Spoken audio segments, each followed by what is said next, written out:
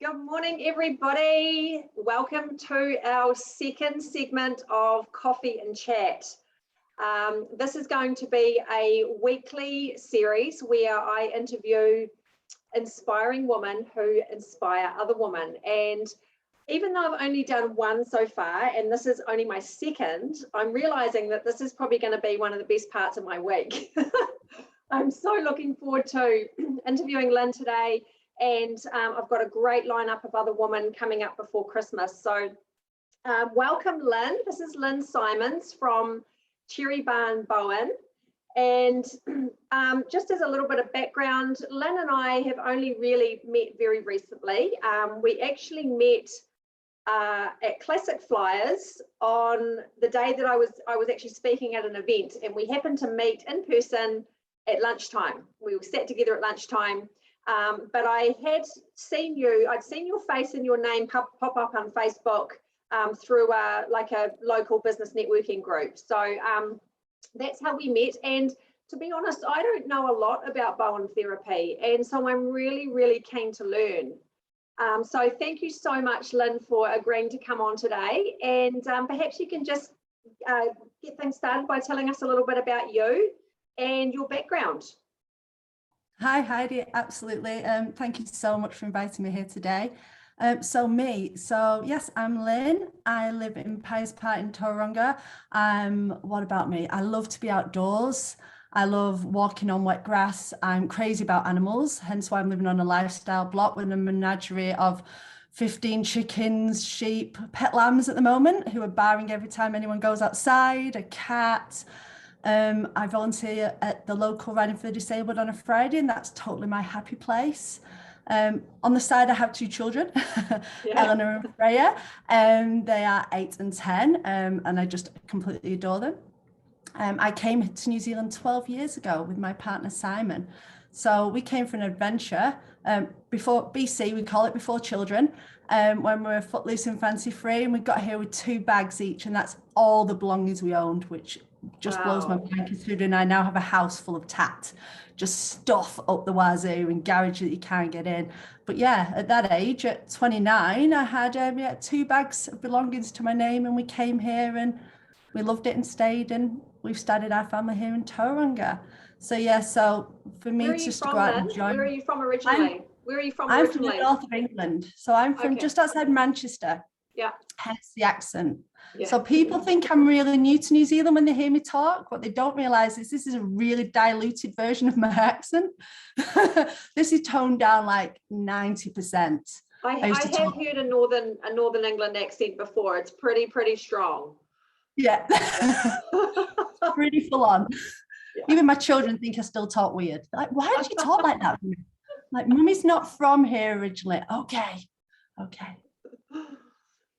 So now how long have you been involved in Bowen therapy? It's a relatively new field for you, isn't it? Yeah, so I qualified as a Bowen therapist at the end of last year, at the end of December 2020. So that was my Christmas present. So I've been having Bowen therapy on myself and on my family for a number of years.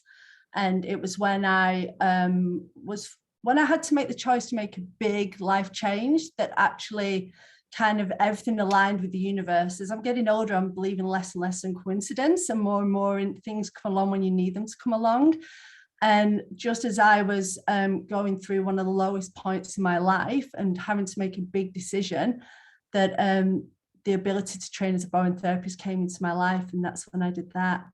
So what was your sort of background before that? Like, what was your line of work before you got into Bowen therapy? Oh, totally different. I was a resource consent planner, a town planner for nearly 20 years. So wow. I used to work for developers, getting them land use consents for big subdivisions, retirement villages, industrial estates, things like that. So that was kind of what was killing my soul a bit, to be honest.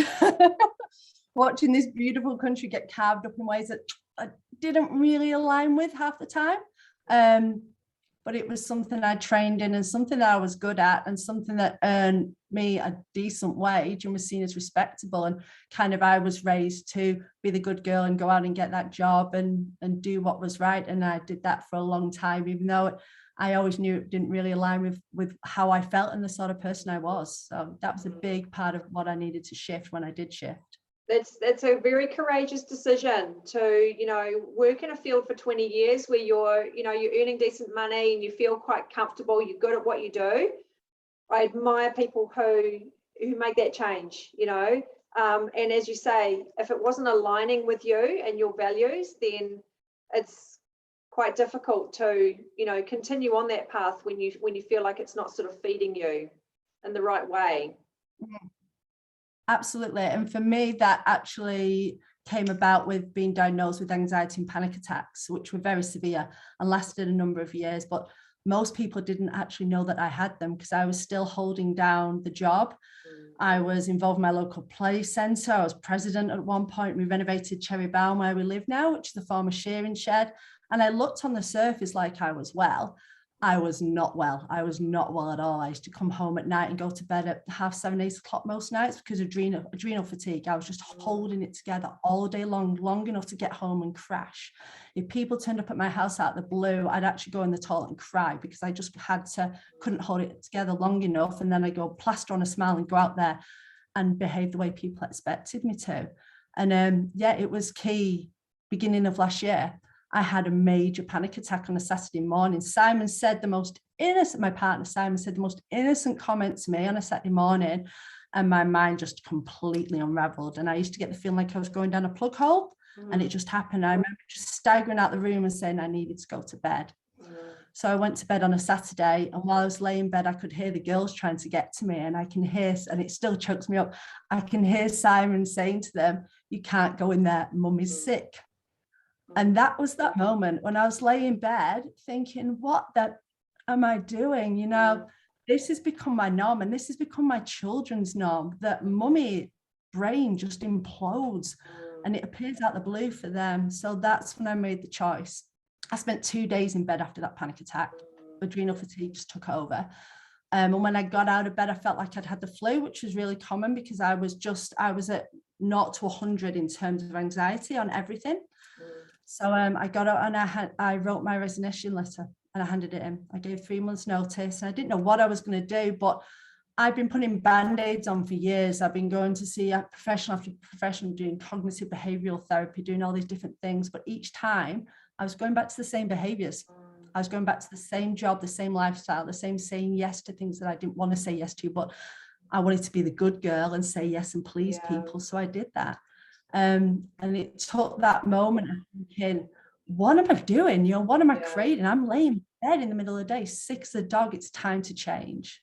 And that was my moment. I think, we see this in our line of work a lot. There is an epidemic of this kind of thing going on a lot with women at the moment, because there's so much to be responsible for. Women are working, they're working long hours, they're holding down really important jobs, but they're also coming home and they're having to do the bulk of the child minding and the household duties. That's still what's happening. Even though roles are more sort of shared these days, it's still the woman who's holding down a lot of that extra work. And there's a trade-off, and the trade-off is the mental health, and we're seeing a lot of it. So the fact that you got to that point, I can certainly relate to that too, because when I was really sick, I was in bed, and my husband Steve would be telling the kids to, leave mum alone and don't make noise because she needs to sleep. And the guilt that goes along with that, the guilt of having to put your children through that, kind of fear or worry about their mother. So yeah, I mean, it's amazing, to be able to come to that point and then say, okay, that's enough, we need to make a change. So tell me about, in your line of work with Bowen therapy, firstly, just kind of maybe just let us know a little bit about what Bowen therapy is. Just kind of give us a basic explanation. Absolutely. So in a nutshell, it works on 4 levels: physical, mental, emotional, spiritual. So on the purely physical side, inside your body is this spider's web. And I just liken it with my fingers like this. And it's called your fascia, which is your connective tissue. And now this runs underneath your skin like a body stocking. It goes around your internal organs. It goes between your muscles. And when it's healthy, it has all this fluid running through it and it can move. Over time, it gets dehydrated, it gets stressed, you'll have injuries, things happen, and that spider's web goes from being able to move to tightening up. So what I do is really simply, so show you my arm, I just stretch, and then I apply more pressure, pull back, and that stretches it enough to send a signal to your body to plump that area up. So to plump that spider's web up, so it goes from being tight and holding anything underneath it in that position too. So it can be your internal organs, it can be muscles, ligaments, tendons, it can be a skeleton. So it goes from that, so your body's told to just release, let go, plump up, and it just uses its own system and its own fluid in there to plump up. And I do that on key parts around the body, depending on what's manifesting in terms of pain, stress, anxiety, digestive problems. So that's the physical. But the guy that came up with this, Tom Bowen, hence why it's called Bowen therapy, it's really simple. When he was coming up with this, and he started in the 60s in Australia, was interested in things like shiatsu massage and different modalities. So you'll find that a lot of the points that I work on actually coincide with acupressure points as well. So I'm releasing your connective tissue and I'm allowing that body to open up and flow, but it's also releasing energy flows in your body. So that's why we talk about physical, mental, emotional, and spiritual, because a lot of people that come to me, especially as I work predominantly with women and their families, are stressed out of their heads. That's why they can talk to me, because a lot of them know my backstory, and there's no shame. You know, I'm a listening ear, there's no judgment. So that whole pain and stress cycle that they're looping in, which you'll see a lot, Heidi, it's to help just to calm the central nervous system down enough, and to help to get that energy flowing through your body, so they can find that clarity. So it's very simple science. A lot of people say, oh, it's woo-woo, it's this, it's that. You can put whatever title you want to it. A lot of it's quantum physics. A lot of it is about energy and the cells within our body and the vibrations that we're holding, and actually finding balance within that allows your body to find balance as well. So would it be fair to say that your clients typically have a more reactive response to stress? Or like, so for example, what I'm trying to say is, would your clients be people who are already, you know, under a fair amount of stress and then they come to you? Or do you also see people who want to take preventative measures for their health and come to see you before they get to that point? Yeah, so great question. So I get people from both extremes. At the moment, I'm seeing a lot of people in that stress state, but that's just the reality of the way we're living at the moment with the fear culture about.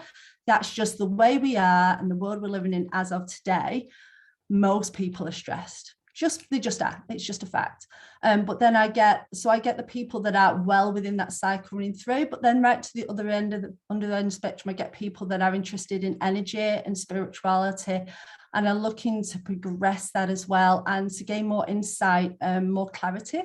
Right. So I see everyone from people that come to me and go, look, Lynne, I've got a back spasm, or I've got sciatica and it's really hurting. And we deal with that, right through to the other end of the spectrum, where it's someone that's into self-development, into spirituality, quite often into yoga, Pilates, different forms, healthy eating, and they're looking to add something else in just to keep their body in balance as well. Yeah, it sounds like a very, very effective practice. So how long do the sessions normally go for? So I can work on from babies right up to end of life, because that's the joy of Bowen, because it is so gentle. I can tailor it. So an adult session typically, and I'm a terror for running over, my clients will tell you, is an hour, which includes a consultation, a chat, and then we pop you on the treatment table just behind me, and you can have a nap, basically. Nice. Very little audience participation required. You can just pass out if you want to. If not, we have a yarn. We talk about everything from what's on at the cinema to what's been going on in your life, what the kids have been doing. Sounds like bliss. Yeah, so generally an hour, and it's all about you. And is it a relatively gentle practice? Yeah, very, very gentle. So everyone's different. Everyone has a different tolerance in terms of the pressure. So I do judge it for that individual person. And if some people are coming to me for chronic pain, then we can get quite niggling, get in those bits and release them, and there can be a few spasms. But especially when people are coming to me for a rebalance, generally the way people describe it is it's a warm feeling. It's like a flow up and down as your central nervous system fires and doesn't reach those roadblocks as it's trying to communicate with itself. And people generally, a lot of people sleep better after Bowen. It's just, can imagine. Everything's flowing. I speak to them before they get on the table. I use all my words then, because by the time they get off the table, like, Lynne, shut up. I'm just want to walk out. Yeah. I said, drink water. So what do you kind of see as your role with the woman that you work with? My role is to help them in whatever way they need. And to be that non-judgmental space. A lot of us are so busy right now, being busy, like you said, being the mum, being the worker, being the mum's taxi, sorting out the home, doing everything else, that we get very little time for ourselves. And then we find, like you found in the past, and like you will with your clients, that it manifests in terms of pain and discomfort and digestive problems and everything else. So my job is just to listen and then feel, and then help them work through and release what they need to. So if that's acute pain after an injury, if that's chronic ongoing pain, a lot of women after having children have a lot of chronic pain that they live with, and a lot of women take painkillers on a daily basis to function, and it just blows my mind that that's normal, because it shouldn't be normal on any level. So it's exactly what they need in that time. And it might be that session, they don't get on the table for half an hour, and they're just able to talk. I think it's worth, I like to talk about this because I think it's very relevant. You know, we're in a society where we are confusing common with normal. And this is very relevant in terms of pain. So a lot of people are living with pain, especially, you know, once they get past their 40s into their 50s and they're starting to get some health issues and they've got the aches and pains. And a lot of people say, oh, you know, it's just part of getting older, and it's just normal. It's a normal part of the aging process. And, you know, what we like to remind people of is it's common, but it's not normal. So just because all your friends and all your family are starting to get aches and pains and niggles, and they're starting to, you know, feel discomfort, we start to think it's normal. It's not normal, but it's common, and we've got to make that distinction. I completely agree, wholeheartedly. And one thing I hear a lot from, especially from my women, is they'll bring their children to me, which I love. And then I'll notice them holding themselves, you're okay? Yeah, but I'll get to me when I've done this, or I'll get to me when I've done that. And I just want to, yes, because you're the one holding everything together for everyone else. And yet they're accepting a lot lower standard from themselves than they would accept from the people they love. They'd be on at their partner to get himself sorted. They'd be booking their children in to see the GP or whoever they go to if they suspected there was anything wrong. And yet they will live and accept that. They'll accept it as their norm, which it shouldn't be. It shouldn't be at all, because there's so many people out there that can help. There's not just me. There's a whole industry, especially of women, that just want to help. So typically, you know, it's the woman of the household. If the woman falls apart, the rest of the family falls apart. If the man falls apart, the woman's still there to hold it all together, typically, you know. Although, to be fair to my husband, when I fell apart, he was like a pillar of strength. But often it's, you know, the woman doesn't appreciate how, you know, the kind of the pillar that she plays in that household. And I think, you know, we've got to, and it's people like us who need to kind of get that message out there that, you know, if you're the mum and you're running the household and you're the, you know, the maybe perhaps the main caregiver, and you're also holding down a job, your health has to be put at the top. It can't come at the bottom of the list, because if you're not healthy, everything else will fall apart. So you have to be number one. You have to put yourself in number one, because if you can't look after yourself, or if you're not well, then you can't be there for anybody else.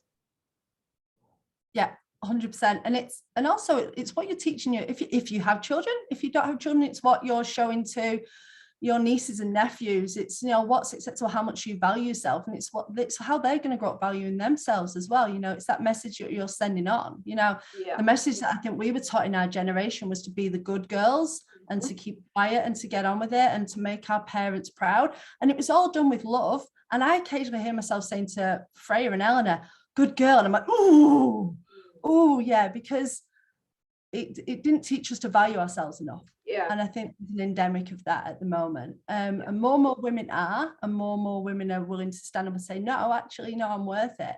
But it's taking those baby steps and doing what's right for you. Yeah. And often a woman won't fully appreciate that until she hits that wall, or she hits her rock bottom, and then she realizes, okay, I'm no good to anybody else if I'm not, on top of my game. Yeah. So what would you say is the most rewarding part of what you do? The most rewarding would absolutely be when I'm text, or when ladies come back to me, or families come back to me, and they tell me the stories of what they've achieved following the release of whatever they needed to release, the pain, the stress, the tension, because they've got extra clarity. I've got clients this year that have changed jobs, been able to handle life changes at home a lot easier, alongside the fewer migraines and the less backache, because when you're in pain, it's hard to be happy, and it's hard to have that clarity about moving forward. When that pain is eased, and when that clarity comes back, that's when you can make those changes that quite often in your gut you want to make. And yet those stories have just been absolutely phenomenal, with just people saying, or even the small ones with, I reacted so much calmer to that situation than I would have done before. That not having to, just the ability to stay within yourself and just deal with what you need to. Yeah. That's massive. Yeah, absolutely. Yeah. And what would you say is one of the most difficult parts of your job? Is there a difficult part? Apart from IT. Of what? Apart from IT, computers, anything technology. Yeah. But with that aside, I was taught something quite early on that stayed with me, which is a healer spoke to me once, and she just said out of the blue, and she said, you can't help everyone. So, and that's something that when you first start, you want to, but people need to be in the right place. And the old saying, you can lead a horse to water, but you can't make it drink.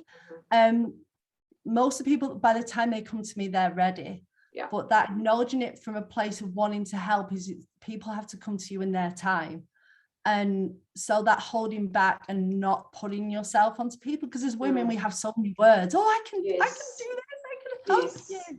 And that can be scary as all hell if some chick's like, woo, in your face.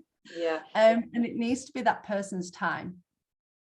So I have had a few, I'll be completely honest, I've had a few people, not many, but I've had a few people that come to me, and I know even after one treatment that they're not quite in that space yet. They're not in that space where they're willing to let go. And some of the people have come back, and other people, we've just said, right, for now, go and speak to the other people you need to, go and speak to the specialists and get in that place. And I know they'll come back when they're ready, but it's just not right now. And everyone's got a different threshold for what's acceptable to them. So for some people, it will be like, like a little niggle or a little bit of pain, and they'll go, right, I've got to get onto it, I've got to get it addressed. For other people, it'll be, I can't get out of bed. Yeah. So yeah, you're right. Everyone's got their own kind of limits that they have to reach, and not everyone is going to be ready, even though that it's beneficial for them. They won't necessarily be there just yet. Yeah. Have you got any kind of easy techniques that you can share with us that can help to ease pain or tension in the body? Yeah, I've got a super simple one that uses something that most people have got around the house. So I've got a golf ball here, or you can use a rubber ball, or a rolling pin also works. And I'll do it on my hand, but you actually do it on your feet. So you just put it on the ground and you roll your feet over the top of this. Now you can do it while you sat watching TV, or while you're at your desk working. It's great for people that spend long times on their feet in the daytime. Get it right under your toes, stretch out and roll around. If you find any sore bits, give it a go in there. Yeah.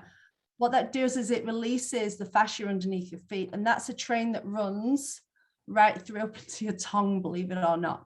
Wow. So actually releasing underneath, when they dissect, they can dissect a cadaver now and show it, like literally laid out. It's I love it. The geek in me loves that sort of stuff. But releasing your feet has a massive effect right up your body. So most of my clients that come to me at some point, if they don't have a golf ball, I have a stash of cheap golf balls, which I throw at them. Take that home and use it. we have one in the living room because my daughters are going to be very tall and they get growing pains quite a lot and cramps. So, and the moment their feet start going tight, I'm like, get the golf ball, put it under your feet. Oh, that's great advice. They'll roll it under their feet. Yeah, because they're big tall girls and they're growing and they go through massive growth spurts, and I can help release them off. But there's also tricks that you can do to help yourself. So I like easy stretches that you can do with that minimal effort, and this is one. So golf ball, bouncy ball, rolling pin, anything that you can roll that's hard under your foot, watching TV, do it as long as you want, then swap. And that's, you know, similar to reflexology in a way, isn't it? I mean, the foot has so much power over the rest of the body. It's amazing. Yeah, I'll have to use that on my daughter because she's 10 as well. She's almost 11 and she's getting some growing pains too. So that's really good to know. Thank you. No problem. And are there any common habits that we do that a lot of people do that we should avoid to kind of put less stress or tension on the body? Yeah, the big one, and I do it, I'm as guilty as the next person, is posture. The way we're living nowadays, and everyone's the same, we end up head forward, shoulders forwards, we lose that lovely arch out of our lower backs, and quite often our pelvis ends up forward. So we end up hunched over, and that becomes the norm. Yeah. And if you hold it long enough, that's what your body form, that's what your fascia, your connective tissue ends up looking like. Yeah. So a big one that I tell to most people when I assess them, when they first come and I get them to stand there and I look at them, because no one's 100% straight, roll a bit off, is imagine helium balloons attached to your head in a string and it just pulling you up, and then drop your shoulders. And you'll feel that arch come back into your lower back. You'll feel your neck extend, you naturally come back, because your head's not designed to hold the weight of it forwards for a long period of time. It's equivalent of a bowling ball by the time you're out there that your neck's trying to support. When it's up and neutral, it's designed to hold that. Short periods of time, fine, but the way we're living over all the time is real. Actually, I did a Facebook Live on this, a similar subject last week about dealing with stress.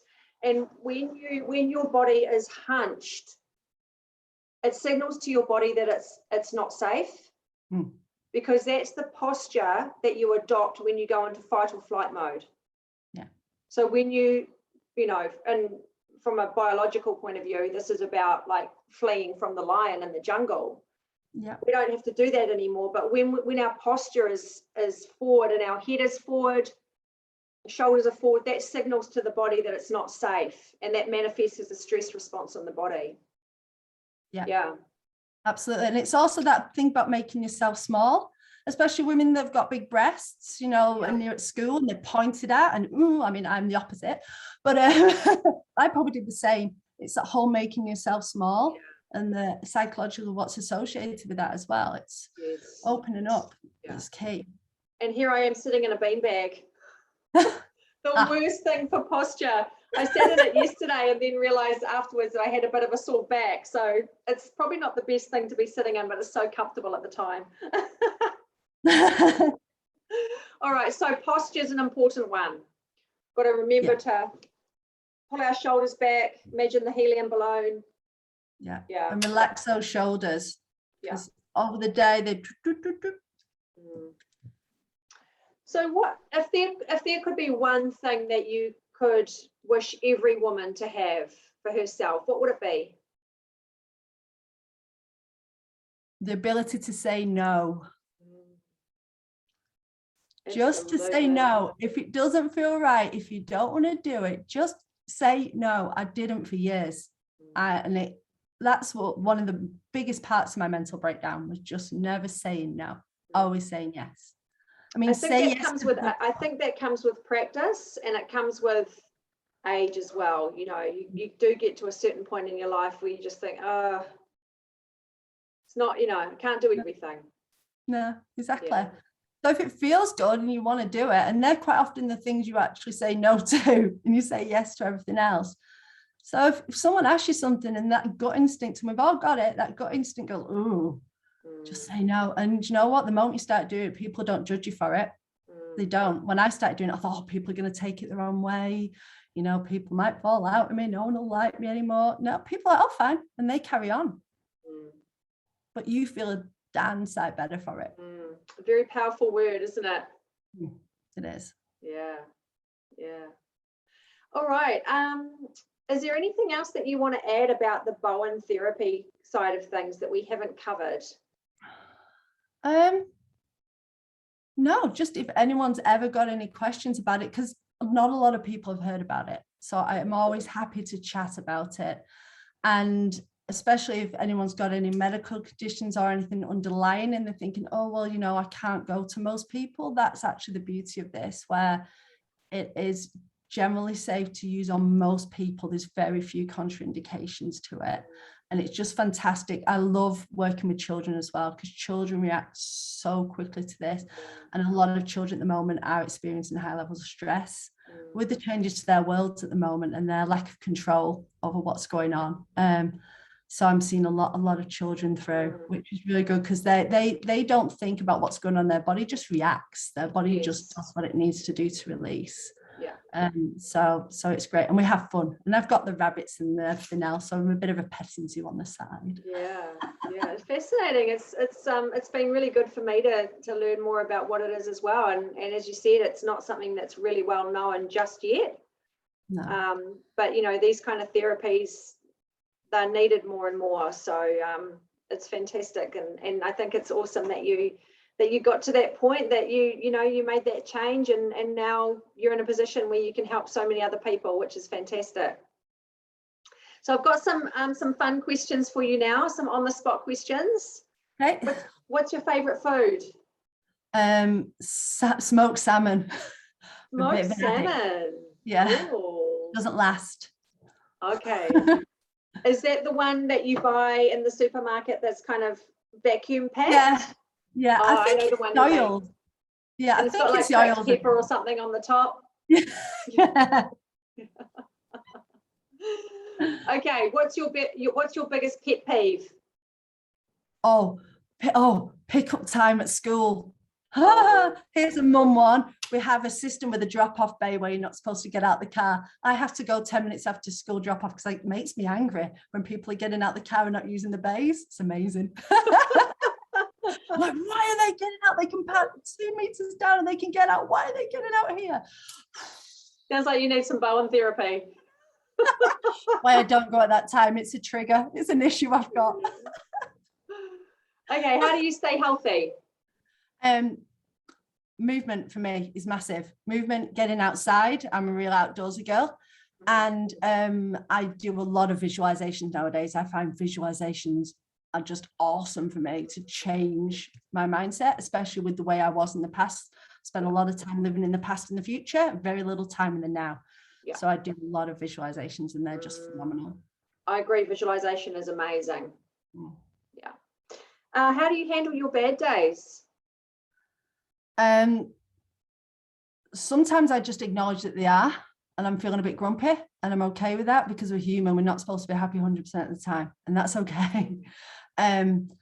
But if I am feeling grumpy and it's just something that come up, I remove myself from the situation and I use the visualization techniques to force my brain to think about something else until it's leveled itself out. I go to a nice happy place, a nice memory, something that's coming up, to change that brain chemistry, so that by the time I go to back into the situation where the kids are trashing the house or something's happening, I'm not quite as reactive.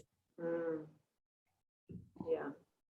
Yep, good old visualization. So like when you're in that moment, like, are you sort of visualizing yourself being in a better mood, or like what do you do?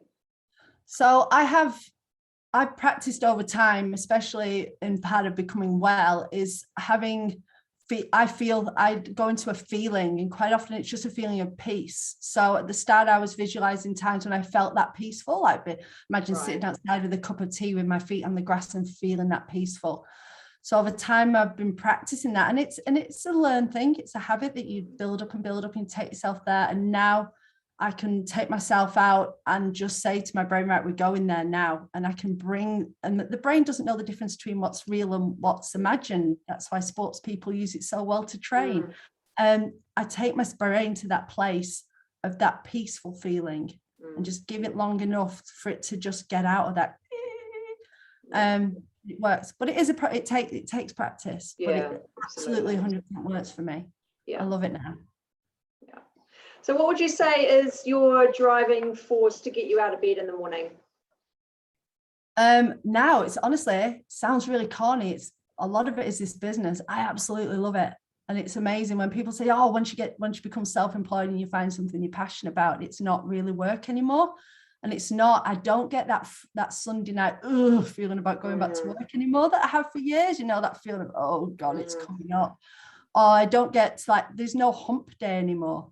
So, and outside of work, it's definitely going outside, and I love going to the Riding for the Disabled in Tauranga every Friday, having that time that's not about the family, not about anything else, it's just about me. And are you someone who was brought up with horses, or how did that kind of come about? So I was horsey from being small, but my family weren't. So I used to basically go around and beg, steal and borrow any horse I could get on and look after other people's horses and just generally loiter around stables. So so I was massively animally from being tiny. And then with the children, it kind of all stopped for a while. And I don't really ride anymore, but I do that. So it's good. Yeah, I think there is a lot to be said for, following your passion and doing the thing that you're passionate about. You're right. It's, it feels more like a hobby rather than a job. Yeah. Well, like I was saying with you and your dancing, it's that feeling of, just going out and doing something that feels really good. Yeah. If you could invite anyone to dinner and they can be living or dead, who would it be? Billy Connolly. Who? Billy Connolly. Billy Connolly. I just love him. He's just awesome. You said he's got a book out. He's got a new book out. He's 100% him. He doesn't care what people think. He does what he wants. He's really interesting. He always seems to be interesting. And he's got Parkinson's and he's just getting on with it. And his wife seems amazing. So he could tell me about her, Pamela. She must be phenomenal to put up with him. Oh, yeah. He's so quirky. But I just think he's amazing. I'd love to sit and pick his brain about his life. Yeah, his new book is called A Windswept, A Windswept and Interesting Life, which made me really laugh because I have a very good friend of mine, who describes herself as windswept and interesting. Diane, I'm talking about you if you're watching. I love that description. That's brilliant. I know, it's awesome. And now I know where she got it from. Unless he got it from her, of course. Oh, yeah. All right. What is your guilty pleasure? Chippies. And when I say chippies, like a family-sized bag, I have no off switch. The moment it's open, what flavour? I'm off the wagon. Just any, but I'm a bit of a chippy snob. They've got to be nice gourmet ones. None of the stuff that I put in the kids' lunch boxes. Right. Okay. So top-notch chippies. Back. Right. But yeah, very salted. I can be quite happy with that. Okay. But yeah, I have an issue with no off switch with chippies. Right. Yeah. Yeah, because so often potato chips have MSG in them, don't they? Well, it's more commonly known as number 621 on the packet. I'm into all this kind of stuff. Yeah, you know it. And that's what makes it addictive. Like you start and you can't stop. Oh yeah, that makes sense. Yeah, I find a lot of the cheaper ones, my digestion just can't handle them. Yeah, they just know it. Yeah, a lot of people have sensitivities to MSG as well. So yeah, that's a good one to be aware of. What is something that not many people know about you? Oh, circling back to the animal thing. So I've got 2 children and everyone knows me as a mum, but actually until the age of 30, if anyone asked me about children, I had a standard response, which was, I can't eat a whole one. I was not up for children at all. Yeah.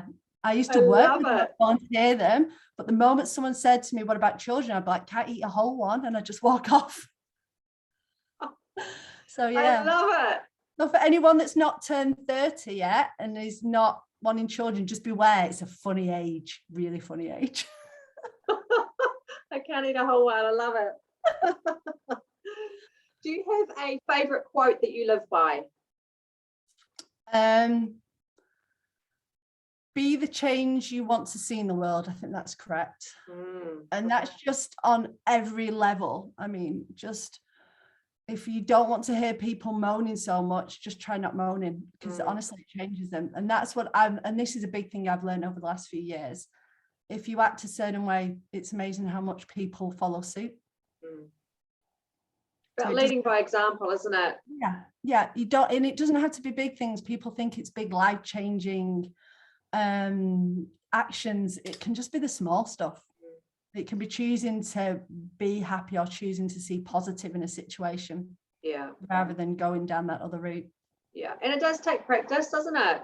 It does. Oh, it really does. It really does. And you catch yourself out because your brain wants to take you back there. It does. There's many learnt behaviors that we've had since we were ingrained from being toddlers, you know, and that Rolodex is always going in the back of our brain, referring back to what's happened in the past. Yeah. So it takes a lot to click yourself out of that subconscious reaction and back into something else. Yeah. But so worth it. Oh, 100%. Yeah. All right. Any last words of wisdom? I'd say for women, if it feels right, do it. And if you need help, ask for it and find it, because people will help you. A lot of people feel isolated right now with what's going on. But there are so many people, even if it's friends and family, that are willing to help if you ask. But a lot of us are trying to be strong a lot of the time, and we see it as weakness to ask for help. But it's not at all. Asking for help is the strongest thing you can do. Yeah. So whether it's with me, whether it's with someone else that you resonate, find someone that's saying something that makes sense to you and just make contact with them. Because you won't regret it. No, I mean, yeah, it's so important, isn't it? Just to sort of realize that we don't have to do everything on our own. In fact, I've just bought a diary for next year, and on the front cover it says it's okay not to do it all, which is just a really nice reminder. You know, you don't have to do everything on your own. You're not some hero if you know, by doing everything by yourself. Yeah, ask for help. It's okay. Yeah, it's okay just to be you. It's not just, it's okay to be you. Yeah. All right, so how can people get in contact with you? Do you have a Facebook page? Do you have an Instagram page, anything like that? Yeah, I have the whole shebang. Oh. So I'm on Facebook and Instagram as Cherry Barn and Cherry Barn Bowen. I have a website, which is Cherry Barn Bowen, all one word. Bowen is BOWEN.co.nz. Just chuck me in Google, you'll find me. Yeah. And I'm up. My treatment room is in Pious Par, 15 minutes from the lakes. So beautiful rural surrounding, lovely and quiet, lots of birds singing and lambs barring at the moment. So. Oh, nice. Oh, that's fantastic. Yeah. So if anyone feels like they need to get a bit of Bowen goodness going, you know who to go to. Thanks, Heidi. Yeah, so thank you so much, Lynne. I've really enjoyed getting to know more about you and also Bowen therapy. You know, I was pretty much in the dark about what that was all about. So now I have a really good understanding, and I might even just come along and have a session myself, because I think I can make use of that too. So thank you so much for agreeing to be here today. Really appreciate it. And thank you everyone for listening. I'm sure that you're getting a lot of value out of these coffee and chat sessions, and we will be back same time next week for another one. So have a great day, everybody, and we'll talk to you again soon. Bye.